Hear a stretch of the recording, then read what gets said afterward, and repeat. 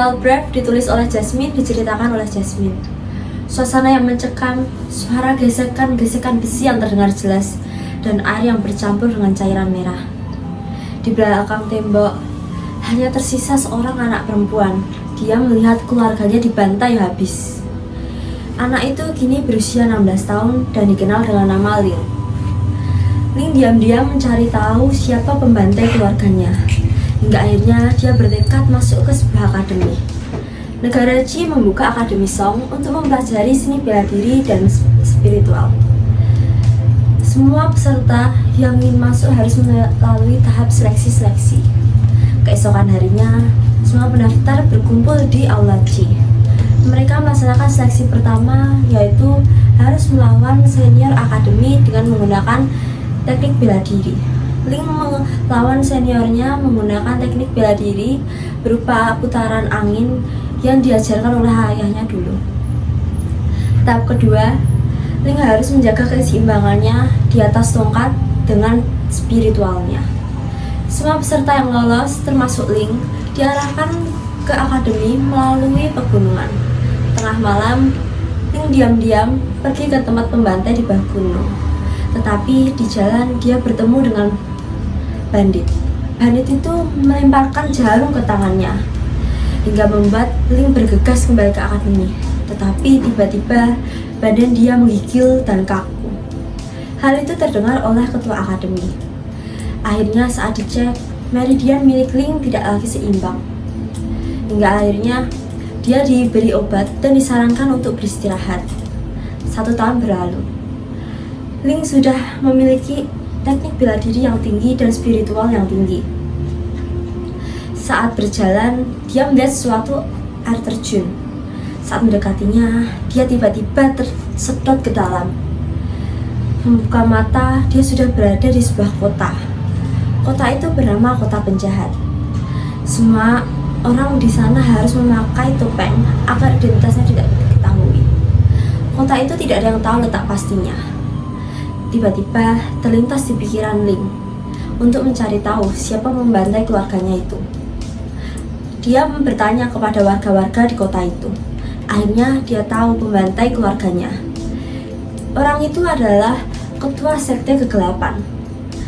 Akhirnya Ling memutuskan untuk memata-matai kediaman ketua itu. Tetapi saat memata-matai, penjaga kediaman itu tiba-tiba menangkap basah Ling hingga menyeretnya masuk ke dalam dan diadili di dalam. Kejadian itu membuat Ling harus bertanding dengan ketua sekte itu yang ternyata bernama Sisi. Padahal semua orang tahu bahwa Sisi adalah pemilik teknik bela diri tertinggi di kota itu. Keesokan harinya, semua warga berkumpul di arena pertandingan. Semua orang meneriaki nama Sisi terus-menerus. Kau yakin akan menang? Kalau kalah jangan menangis, aku sudah memperingatkanmu. Kaulah yang akan menangis. Tibalah saat pertandingan.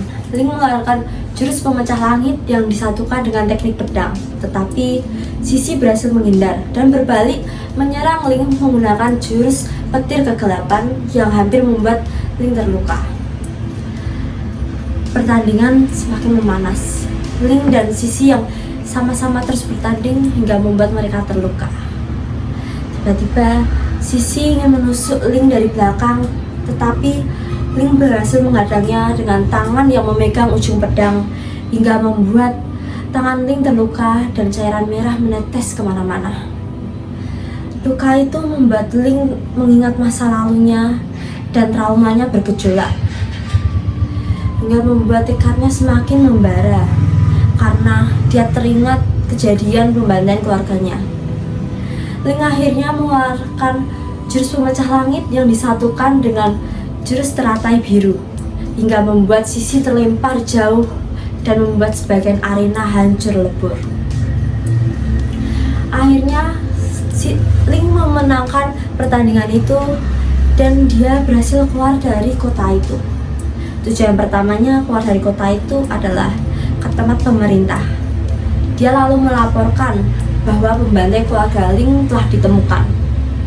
Pemerintah mengerahkan pasukan ke tempat air terjun yang dimaksud Ling.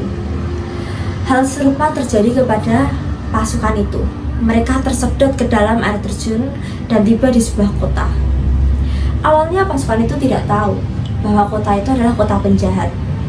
Hingga akhirnya saat memata-matai, mereka jadi tahu bahwa itu adalah kota penjahat. Setelah mengetahui hal itu, salah satu dari pasukan itu mengundang bala bantuan agar mereka dapat menangkap semua warga kotanya. Saat bala bantuan datang, mereka menangkap semua warga termasuk Sisi. Semua orang yang ditangkap diletakkan di penjara bawah tanah dan menunggu diadili. Ling yang mendengar kabar itu pun langsung bergegas ke penjara bawah tanah. Dia menemui Sisi. "Kenapa kamu membunuh keluargaku?" "Ayahmu adalah orang yang terlalu jujur. Dia tidak pantas di dunia ini." "Kenapa kamu membunuh keluargaku yang lainnya?" "Mereka hanyalah pengacau. Kaulah yang pengacau." Dengan air mata yang mengalir dan mata memerah, Sisi akhirnya diberikan hukuman 10 tahun penjara dan hukuman mati dipenggal. Ling yang mendengar kabar itu pun berusaha melupakan kejadian kelam itu dan memilih hidup bebas selamanya. Sekian, terima kasih.